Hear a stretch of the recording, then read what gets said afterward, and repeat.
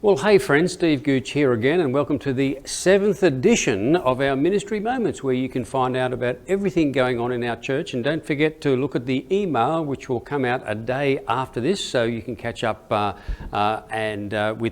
reading it. But also on the email, you've got an opportunity just to click on the links, and it'll take you straight to the things that we are referring to in this. But today, our Ministry Moments is brought to you by the letter K.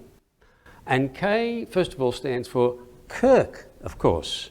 And Kirk is our youth minister here, which is terrific, doing a great job with all of our children and youth. And to quote Kirk, this is what he says about his ministries at the moment. Family ministry at Kingswood has been really encouraging. It's been just fantastic to see you parents engaging the younger generation with the resources that we're producing. We've got the kids' talks, which happen on a Sunday, and we upload those, of course, and show them as part of our church service. Some kids and youth are using the sermon note-taking pages that we give them, and they're sitting there in front of the TV taking notes. Even good for parents too, may I say. A good idea. So that's what's happening there. They're also reading the Bible, praying and listening to talks together as youth, and utilising what we call breakout rooms when they're in the Zoom app. The kids and youth are also embracing the new way of reading, with all of the opportunity to dive into the Gospel of John this term. Of course, the Premier has said that there will be no scripture for the rest of this term, which is a bit sad, but just pray that it does start next term, as she has said. Also, don't forget to click on the email where Kirk references it to see all of the resources for you and your family to use during church services and at other times. And if you haven't already done that, then check out the Family Teaching Pack and Sermon Taking Notes, which you can print out and use with the kids during the Sunday services. So please let Kirk know if you've got any other questions or maybe some suggestions, and his phone number is on there. K is also for Keith.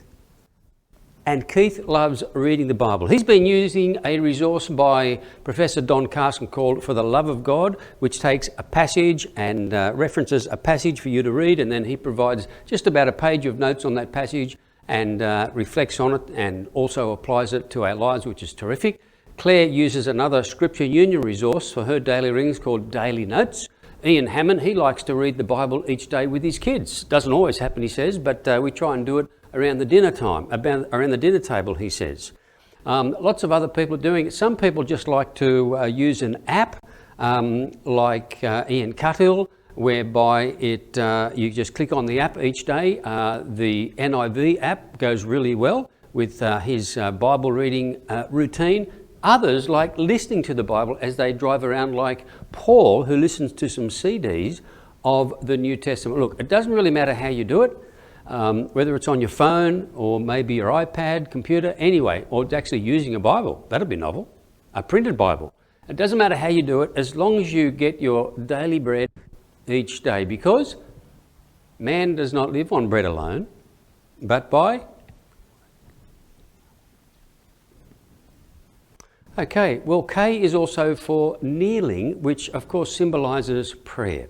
And it's always a privilege to pray, isn't it? God encourages us to pray and to pray regularly and to bring all of our requests to Him. And our Archbishop has written to us this week, encouraging us to pray, particularly about the whole COVID situation. And this is what he says, to quote the Archbishop: "The number of deaths within Australia and around the world has been alarming.